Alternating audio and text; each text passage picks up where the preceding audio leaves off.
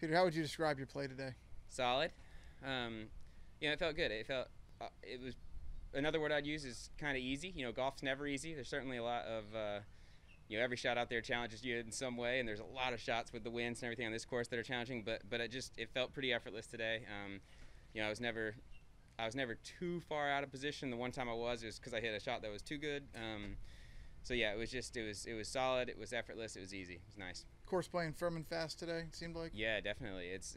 I mean, the fairways have really picked up speed. The greens are still receptive. If you hit a nice shot, like a nice iron shot, and you're playing out of the fairway, the greens will still hold.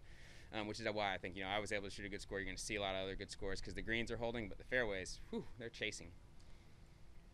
What was you on three? Was that a chip or Three. No, it was a perfect approach shot. Honestly, it just went a little farther than I wanted it to into the back fringe, but it was it felt like a 20-foot putt. Okay. Yeah. You didn't have a chip in somewhere? No, I was off the green, but I used putter. Yeah. What was your best birdie do? Hmm. I made 9 of them, didn't I? Recency bias. I liked the one on 9. I hit a bad drive, and I played a smart second shot. I wanted to try to sling something in there and not try to knock it up on the green in 2, and I was like, that's stupid. So I laid it up, which was wise, and then I hit a great wedge and made it. So that it's probably recency bias, but I really liked the birdie there on 9. Your play in the fall obviously was peaking, and obviously you take the break. It's kind of just a little continuation, a little bit of rest at home kind of helped as well. Yeah, no, it was so much fun to get a little time off and spend some time at home. But yeah, definitely get back out and kind of keep that mojo going because I was playing nicely in the fall. So it was cool today. Another answer to favorite birdie. I actually missed a pretty short putt on the 10th hole. Hit a great wedge in there. I missed it, and then made like a 30-footer on 11. And it's like, okay, I can still do this. I still know how. So it was that was important. Was there one putt, one hole that kind of maybe kind of sparked the round a little bit that got it kind of going?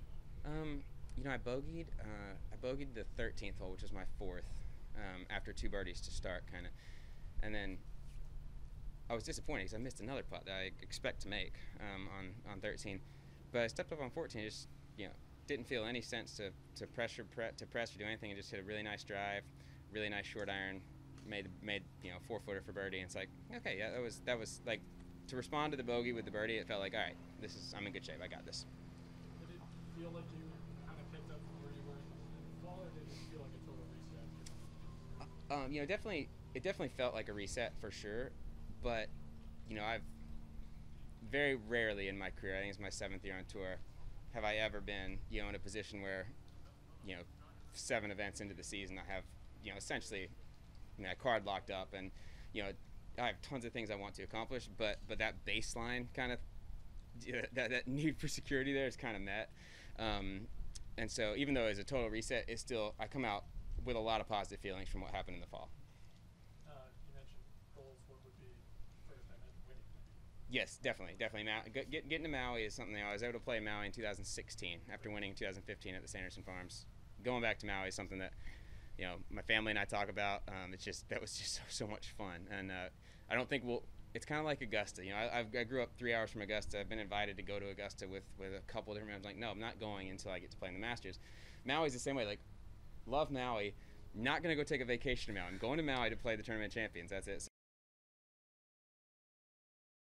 I'm going to Maui to play the Tournament of Champions. That's it. Steps 104th, and so it seems like a lofty goal to say, I'm going to make the Tour Championship, but I'd love to play the Tour Championship. And that's something that because of my start, I'm in position to actually realistically pursue that goal. It's not just a pipe dream.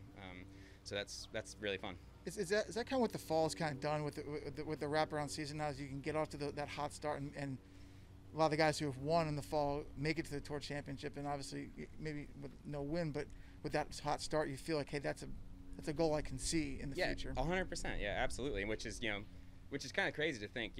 Like I said, I think 104 is my best finish in FedEx Cup, but I'm going into the 2021 portion of this season feeling like realistically, I've got Atlanta in in August or first week of September or something like that circled on the calendar. Like, that's where we're going. So. Have you booked a room yet? Nah, not yet. That would be the ultimate optimism. They're gonna have plenty of them. Don't worry.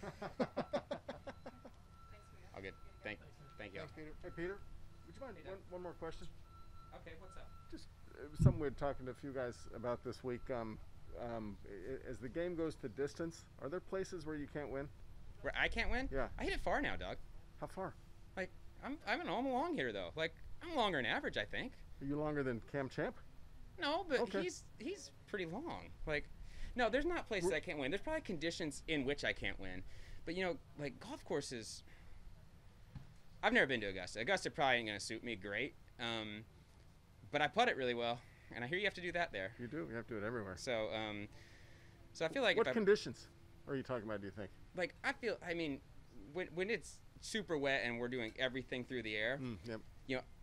One of my favorite things to criticize, that's a weird way to say something.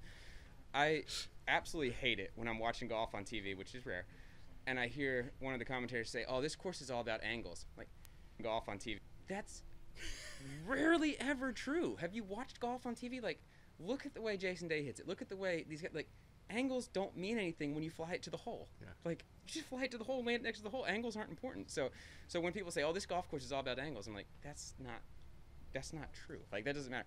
And so there's places that are, the big wide open courses, when they get really soft, like, it's gonna be tough, it's gonna you be still tough do to it. hit 3 clubs longer into a green and compete. But when the ball's bouncing and going crazy places, like, I mean, like here, I'm sure I hit several drives today that are gonna say on ShotLink they went 320 plus. Yeah. Like, when the ball's bouncing like that, like, I can play anywhere. So I guess, yeah, kind of the overall point I wanted to make was, have you ever had an attitude of turning up at a tournament and thinking to yourself, like, I can't win here, let's do the best we can? yeah, do the best I can. It's kind of always my attitude, really. But I'm trying to think.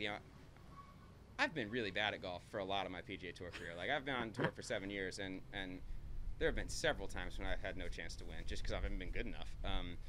But I don't feel that way anymore. Like, I feel right now like I'm even trying to think of, like, what would be a course that, like, just on paper wouldn't suit me, and I can't even think of one anymore.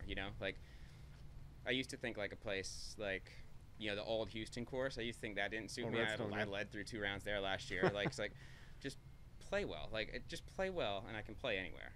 And right now, obviously, I'm feeling pretty good. So Now that I'm incredibly humbled, what's your driving distance rank roughly? Like mid-60s? I or don't know 70s? the answer to that, but I do know that, like, I play with these guys, and I would say about half the guys I play with hit it a little past me, and about half the guys I play with hit it a little short of me. So I feel about average now. That's kind of how.